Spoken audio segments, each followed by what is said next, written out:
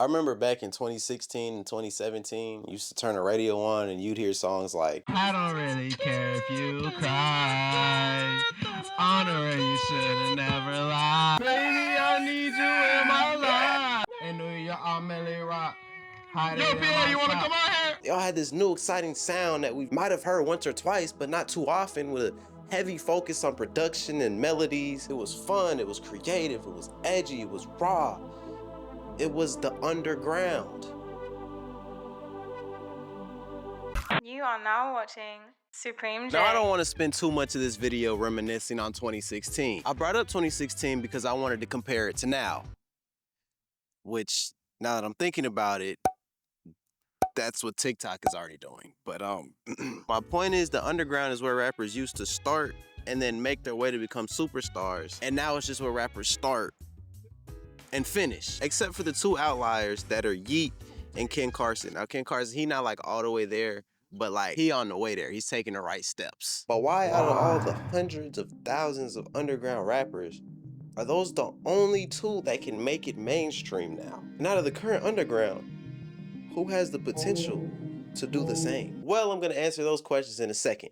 But first, I wanted to hear who the streets said was gonna be next up. Out of all the underground rappers that's out right now, who do y'all think like got the most potential to go like mainstream? Baby Kia.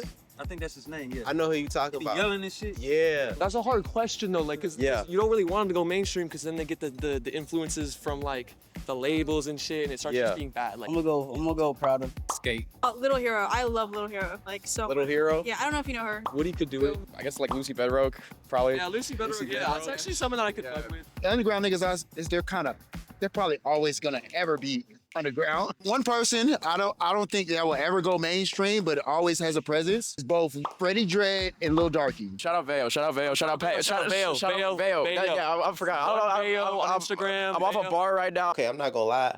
Those interviews made me realize I am not deep enough into the underground as I thought I was. But I did do my research on the artists they told me.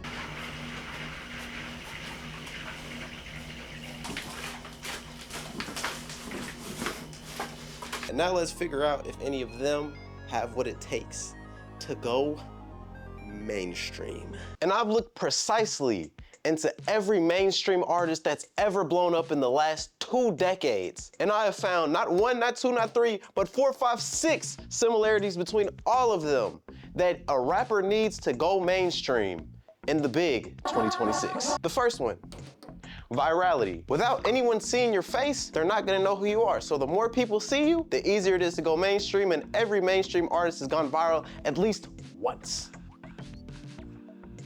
Number 2, cosigns and collaborations. If you really pay attention to pretty much every artist, at one point in time, they had a big cosign or a big collab, big name behind their music, whether it be Drake, whether it be Uzi, whether it be Cardi, it doesn't matter. They had another big artist that was in their corner cheering them on. Because you need someone to introduce more audiences to your music, and it gives you more credibility. Very simple. Let's go to 3. For number 3, we have consistency or evolution. So the reason that I said consistency or evolution is because nowadays people are quick to move on. If you're not dropping something frequently, people are gonna forget about you and your audience is gonna stop being your fan base. So you either need to be dropping very consistently or you need to be evolving between each drop. Something like The Perfect Love Tape to Love Is Rage 2. Die Lit to a Whole Lotta Red. Do you see what I'm saying? If you're gonna take time off, you need to come back crazy. Let's move on to 4. So this right here, is image/originality. Just a little mistake with the spelling, you know how it goes. You need to have an iconic image that is original. Image that is original. See, we have a lot of homage going on. We have a lot of homage, and we need less of it. We need less homage. No more homage. I'm tired of the homage. I would appreciate if we had more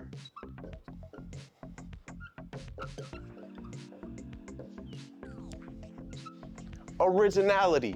We don't have that anymore. So this one of the biggest things, one of the most important things that you have on here. Every artist that's ever blown up has always had the original swag. Even if it was influenced by something, it was still their own. Number 5. Number 5 is, it's a long one. Wide range for audience, meaning you have a larger audience that you're trying to get your music out to / relatability. If it can't relate to you, we're not gonna like it as much. Think about J. Cole. He's literally a relatability merchant. Without relatability, we don't have J. Cole. The biggest artists have relatability. And finally, number 6, I really don't even need to zoom in. It's very simple. It is a label. Now, tell me, how many artists do you know that started out independent and stayed and became mainstream? I can only name one, and his name is Chance the Rapper, and I'll be honest, we haven't heard too much from Chance the Rapper since 2016 now, have we? So now that I've created this perfect formula to figuring out who's gonna be mainstream, it's time to apply it to all of the artists that I was given on the street, and then also artists that I know are in conversation for being mainstream. So I'm gonna take that, I'm gonna apply it, and we're gonna get a top 3, and if you don't see your artists in the top 3, they're not gonna go mainstream. Guaranteed they're not gonna go mainstream.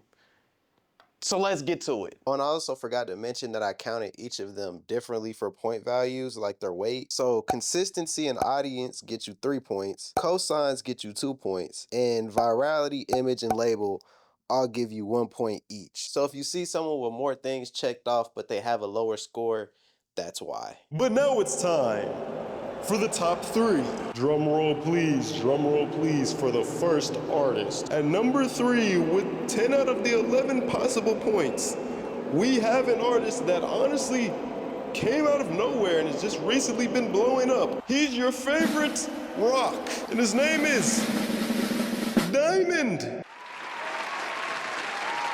So yeah, as far as Diamond goes, like, I kind of look at him in the same way I kind of look at Future, not in terms of how they make their music, but like, just kind of like, they let the music do the talking, you know what I'm saying? Like, I feel like it's very easy to listen to. I feel like the main thing that, or really the only thing that he is missing is that big hit song, like not macaroni. Like, no, not the macaroni, bada bing, bada boom shit. I'm talking about like a real radio hit. Like, if he gets some shit like that, I think he could go to the moon. You feel me? Number 2. I'm actually gonna change around number 2 and number 1 because honestly, I prefer the original number 2 over the original number 1, and honestly, it's my list, so I can do whatever I want, and I will now be putting 9 Vicious. He was the original number 1 according to the list. He did score perfect 11 out of 11. Who really cares? Honestly, who really cares? Not me. I think that, yeah, he has a lot of potential. He has the cosigns, he has the relatable music to everybody, you know, he has the you feel me? He has everything, but I just don't think he's that good, you know? Like, if we look at it on paper, sure, but when we put it to practice, it's different, you feel me? The best team in the NBA don't always win the finals, you feel me? Sometimes, like the Pacers beat the Cavs last year. I mean, yeah, he really just missing, like, he really just need that one, I guess that, I really don't know. I think maybe in like a year or 2 he could be viral, or could be mainstream, I guess, maybe, I don't know. Who cares? Number 1. We have an artist out of Atlanta, Georgia. He's known for his modeling career, but he's just come out as a rapper. His name is 2 letters and an apostrophe mark, and his name is Easy. So yeah, that's my one. This is my one. This is my list, nigga. Fuck the criteria. The criteria got me this far. I got Peasy as my 1. The only things that, though, okay, so he's actually a 9, so he's actually 3, but again, my list, who cares? The only things he's missing is he didn't get a point from the label because he's independent musically, and he didn't get a point from Viral Moment. Mind you, he's been rapping for like either a year or less, or at least been releasing music for a year or less. So I can't really hold those things against him because he's so new, but I feel like what he does bring is a lot of like just good music, for real. Again, he's easy to listen to, and Peasy also has that connect with Cardi. Like, he's literally been on stage with Cardi. So it's like, you know, that's a really big cosign. But yes, those are the 3 artists that I believe have the most potential to go mainstream. Come back to this video in like a year or 2, and when all 3 of them are mainstream, I want y'all to glaze me and call me a prophet, because I know I am the underground, not even underground, I'm just the music prophet. If y'all need to know some shit, come to me. But that's wrapping up the video. If you liked it, please subscribe. If I hit 2,000 subscribers, I'm gonna eat a foot-long glizzy. That's the, God, I don't know why I said that, but that's what I'm gonna do. If no one else believes in you, I do. And we out.